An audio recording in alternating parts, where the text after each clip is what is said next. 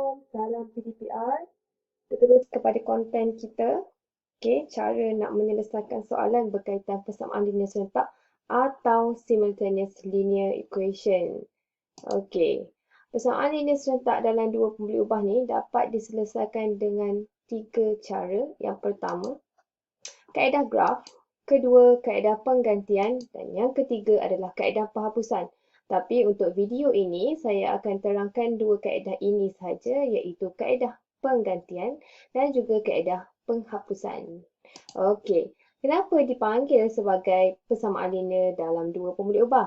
Okey, first kali, korang kena ingat ya, persamaan linear ni hanya melibatkan pembuli ubah yang berkuasa satu sahaja. Okey, tapi kenapa dipanggil sebagai dua pembuli ubah? Kerana persamaan linear tersebut, okey, melibatkan dua pembuli ubah yang berlainan. Pembuli ubah tu adalah huruf lah. Okey, contoh yang pertama. Okey, persamaan linear yang pertama ni melibatkan pembuli ubah P dan juga Q. Manakala yang kedua X dan juga Y. Yang ketiga H dan K. Okey.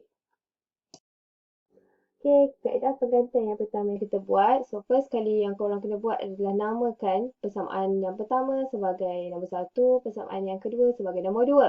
Okey, so bila sebut pergantian maksudnya kita akan gantikan pembuli ubah tersebut. Okey, dalam mana-mana persamaan lah. Okey, so first kali yang korang kena buat adalah kita akan adjust supaya salah satu pembuli ubah tu akan jadi ketua dalam persamaan linear tersebut. Okey, contohnya yang pertama ni, kalau korang perasan, Y tu dah sorang-sorang, Y tu dia tak ada number dengan dia kan. So, kita boleh adjust supaya Y tu duduk sorang-sorang di sebelah kiri. Okey, so kita akan adjust yang nombor satu ni lah. Sebagai persamaan linear yang ketiga. So, persamaan linear yang ketiga ni nanti kita akan gantikan ke dalam persamaan linear yang kedua. So, first kali yang korang kena buat adalah ganti kita kena adjust dulu, okey? So 3x tambah y sama dengan 2. Okey. So kita akan buat supaya y sorang-sorang. Kenapa kita nak buat y sorang-sorang? Sebab kita nak masukkan nilai y itu ke dalam persamaan linear yang lain. So 2. Okey, ganti kita salin je balik. 3x ni kita akan bawa ke kanan. So, bila kita bawa ke kanan, asal dia positif, okay? Asal dia tambah. So, keluar rumah dia akan jadi tolak. Okay. Selesai lah sebab y tu dah sorang-sorang. So, bila kita dah adjust, persamaan linear yang pertama, bila kita dah adjust, dia tak jadi persamaan linear yang pertama dah. Dia akan jadi persamaan linear yang ketiga. Sebab dah tak sama, kita dah adjust, okay?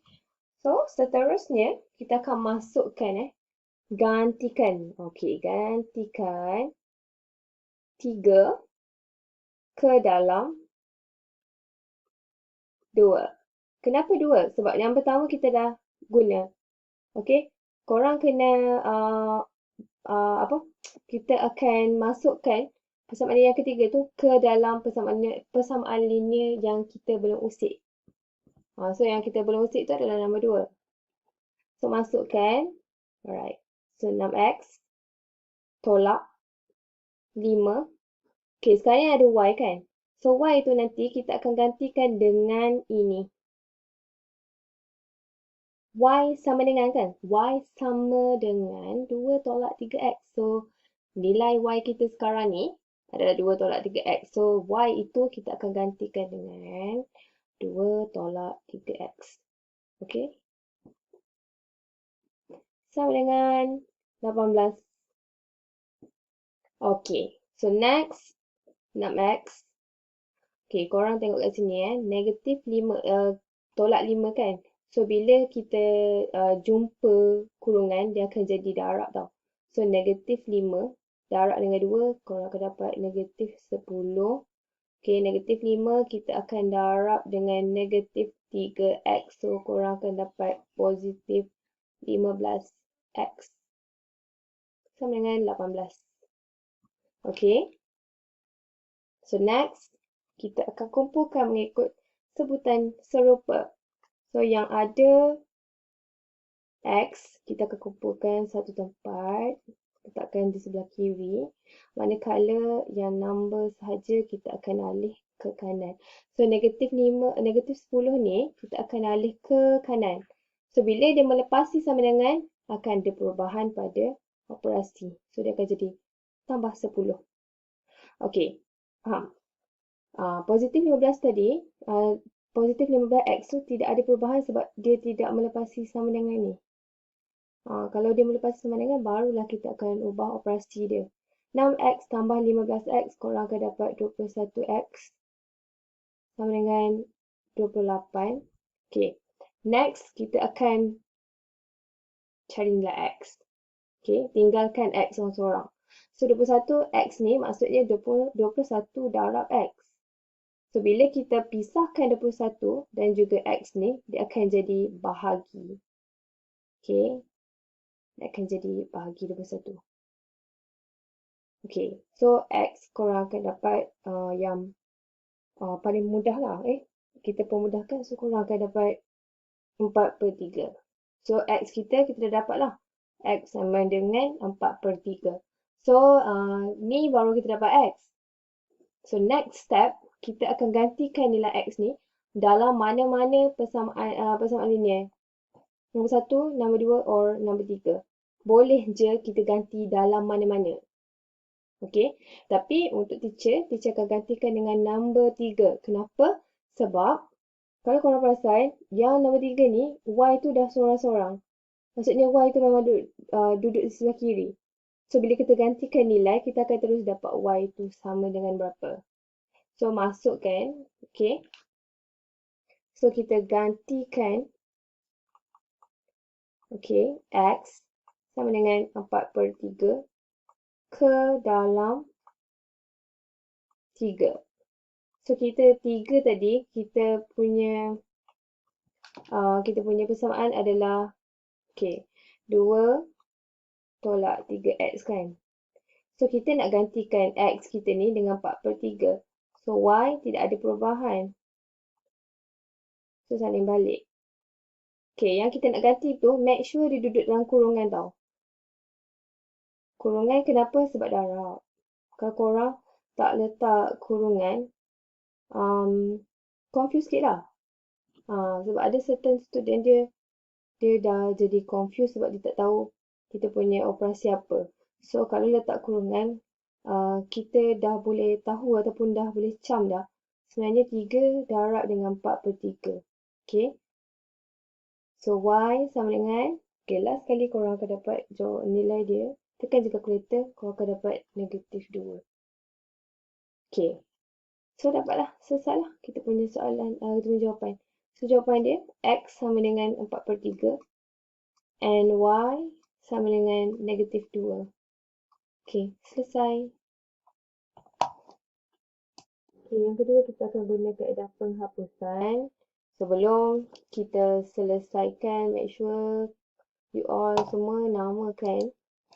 Okay, kedua-dua ni sebagai nombor 1 dan juga nombor 2. Okay, so bila sebut penghapusan maksudnya kita akan hapuskan salah satu pemboleh ubah. Okay, sama ada X ataupun Y. Okay, contohnya untuk kes ni kita akan hapuskan X. Sekarang ni X kita yang pertama adalah 3X, yang kedua adalah 6X. Kalau kita tolak, kita tak dapat kosong. Kalau kita tambah, kita pun tak dapat kosong. So, nak pastikan supaya dia jadi kosong, okay, ataupun sifar, kita kena pastikan nilai pada pemboleh ubah itu adalah sama. So, sekarang ni 3X, yang kedua 6.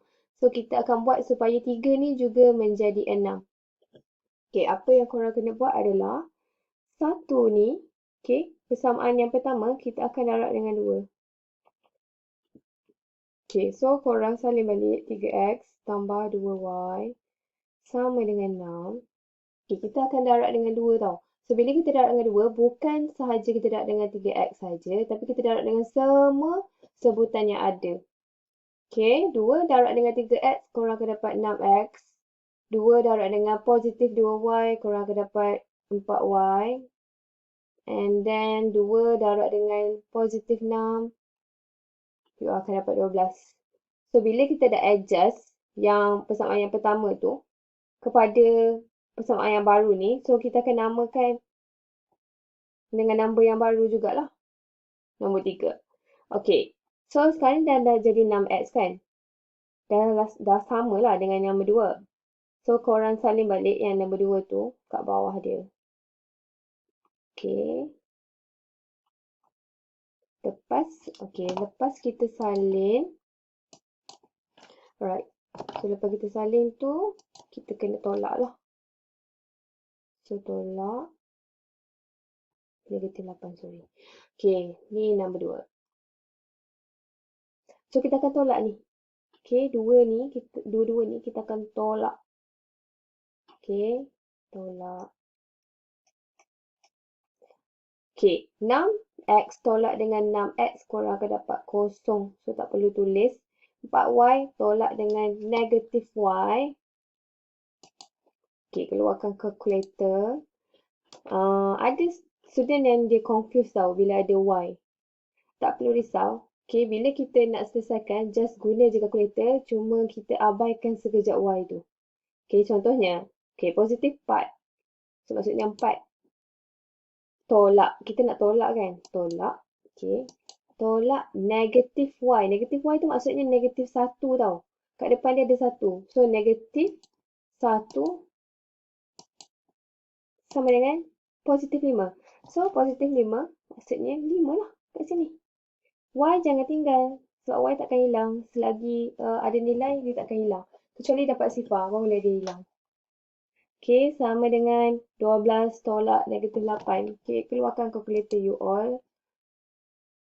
Okey, kita tolaklah 12 tolak negatif 8 sama dengan 20. So, maksudnya nilai kita sekarang ni adalah 20. So, y sama dengan, kita nak pisahkan tau. 5 ni kita nak alih ke kanan. So, bila you all alih, dia melepasi sama dengan, dia akan bertukar operasi. Sekarang ni 5 darab dengan y, darab. So, keluar rumah dia akan jadi bahagi. So, 20 kita akan bahagi dengan 5. So, you all akan dapat positif 4. Okey, sekarang kita belum selesai lagi. Sebab, persoalan ini serentak, kita punya objektif adalah mencari nilai x dan juga y. Atau pemulih yang diminta lah, bergantung kepada soalan tu. So, untuk kes kita sekarang ni, kita nak cari nilai x dan juga nilai y. So, y kita dah dapat. So, sekarang seterusnya kita akan cari nilai x. So, nilai y sama dengan 4 tadi. 4 tu nanti kita akan ganti dalam mana-mana yang korang nak. 1, 2, or 3. So, boleh je. Tak kisah mana-mana. Contoh, kita gantikan. Okay. Gantikan nilai y sama dengan 4 tu ke dalam nombor 2. Contoh. Gantikan y sama dengan 4 ke dalam 2. Kenapa ganti? Sebab kita nak cari nilai. Kalau nak cari nilai, dia tak boleh try and error tau. Dia kena ganti. So, ganti je mana-mana. Contoh, teacher gantikan dalam nombor 2. So, nombor 2 kita sekarang ni adalah 6 x tolak y sama dengan negatif 8. So, kita nak gantikan y kita sekarang ni dengan 4. So, 6x tolak. Bila ganti, make sure letak dalam kurungan supaya kita tak keliru. Okay. So, 6x tolak 4 sama dengan negatif 8. So, 6x. Yang ni, negatif x ni kita akan alih ke kanan. Okay, tolak 4 ni. Kita akan alih ke kanan. So, bila kita alih dia, kita akan tukar operasi. Tolak jadi tambah 4. Okay, ingat bila melepasi sama dengan bertukar operasi. So, 6x sama dengan negatif 8 tambah 4. Kita akan dapat negatif 4. So, x sama dengan negatif 4. 6 ni, bila kita pisahkan, sama juga dengan kes tadi. Okay, 6 darab dengan X. So, bila kita alih, dia akan jadi bahagi. So, 6, negatif 4 kita akan bahagi dengan 6. So, you all akan dapat last sekali. X sama dengan negatif 2 per 3. So, kita punya jawapan X sama dengan negatif 2 per 3. Y sama dengan 4. Selesai. So, itu saja. Moga faham lah ya. Assalamualaikum.